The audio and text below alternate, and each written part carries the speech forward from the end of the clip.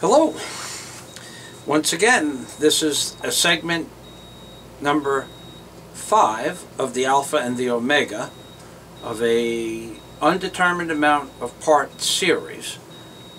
And here is the book that the series is about, Angels on the Ark, aka written by Michael Fazio, and can be seen at the website www.angelsontheark.com, along with 290 pictures that are in the book, 100 pages open to the public for your reading pleasure, and an additional 1,890 pages that can be reviewed if you purchase the book.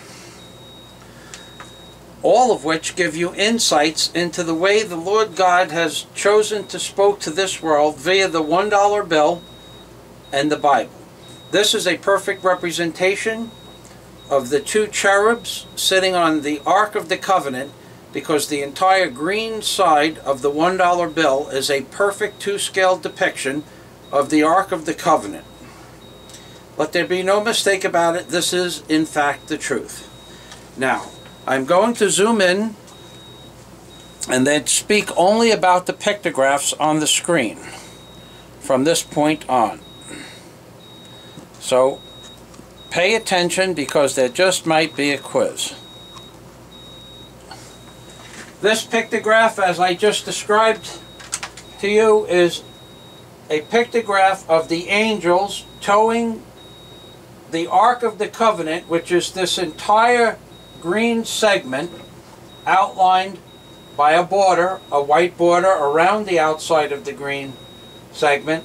This is the Ark of the Covenant, the table. This is the mercy seat, the central portion of the Ark of the Covenant.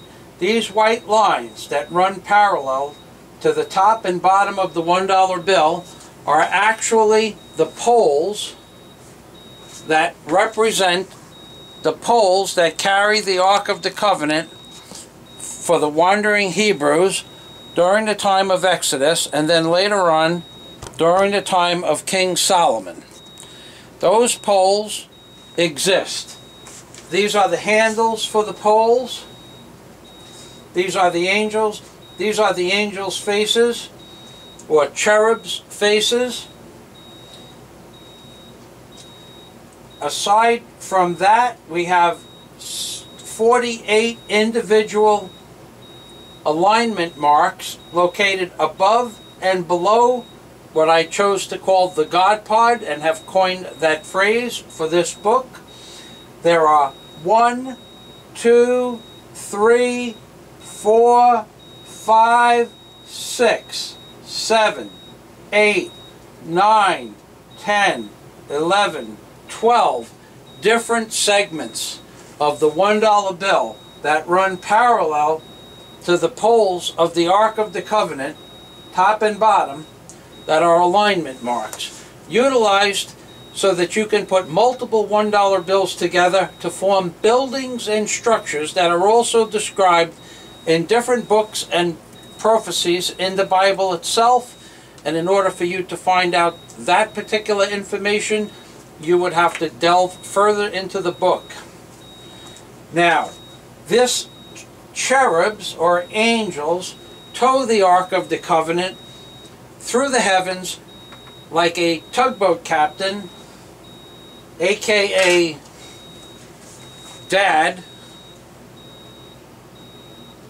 Captain Tommy Fazio, would have towed a scow barge through New York Harbor. He was known as a pretty good captain in his day, and worked on the Verrazano Bridge job, the Battery Park City job, which I worked on the Battery Park City job with him, and many of the other structures that were built in New York Harbor. Dad brought the materials to those jobs. And just as Dad would have towed a scow barge through New York Harbor, a double-raked scow barge to be more precise, the angels tow the Ark of the Covenant, the entire green segment of the $1 bill, through the heavens in the same fashion. That's where the name Angels on the Ark came from in the first place. Once I discovered the angels, it was relatively simple to figure out the rest. Only 4 years to figure out the first 100 or so pictographs before I believed it myself. Now we're going to move through and we're going to see from this particular depiction, it looks like the face of a nautilus moving through the water with the same type of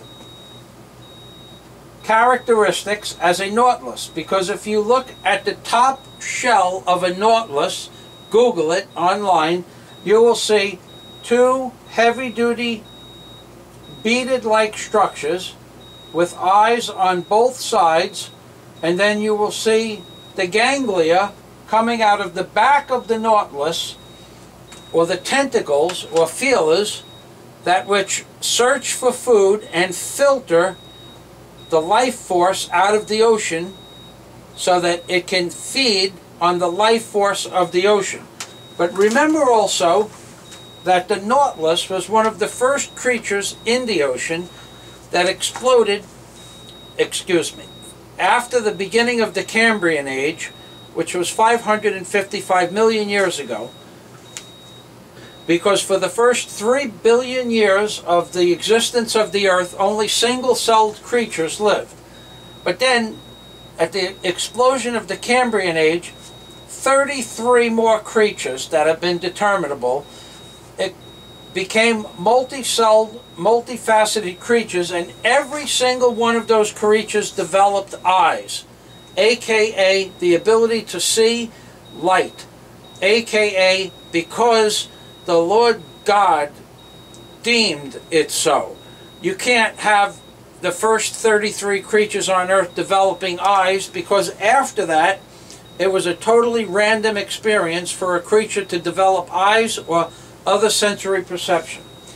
But in either event, the nautilus can also become a completely different form of sea creature. And if you turn it upside vertical, like this,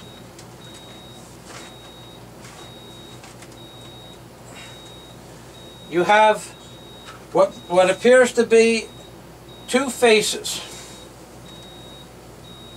aka the cherubs that are spoken about in the book of Revelation in chapter 4, verse 6. This is the face of a man that appears to be a man, but I want to tell you this. These faces are of an Egyptian nature that predate the building of the Great Pyramid of Giza. AKA, you can see this man's face or the beast's face with a chin that looks like the bony protrusion from the Egyptian gods. However, if you take it and turn it a little bit further, you can see the face a little bit more clearly. Now, depending on the way you perceive your optical perception, you can see many things, but this is from this version here. You are looking down at the top shell of a nautilus. And make no mistake, if you look at a depiction of a nautilus and Google it, you will see this exact structure or pictograph using your own mind to see through the darkness. Now the next picture that we are going to discuss is a different, once you bring the bill a little bit closer to one another, the nautilus turns into a type of beast or cherub once again. And that happens for a specific reason that you can only be determined by reading the entire book. And here are different depictions of the same thing. Now this we're going to zoom in on, and I'm going to show you a pretty interesting little creature. This creature here has eyes here, it has eyes here, and it has eyes here. there are literally 3 sets of eyes for this creature that looks like a little horned devil. And in fact, it might very well be that, or it might just be an ancient depiction of an ancient creature that existed in the sea 550 million years ago, because sometimes creatures look like our representations of evil or godlike deities. And at that point, I will leave you with your own understanding of what you want to perceive it to be.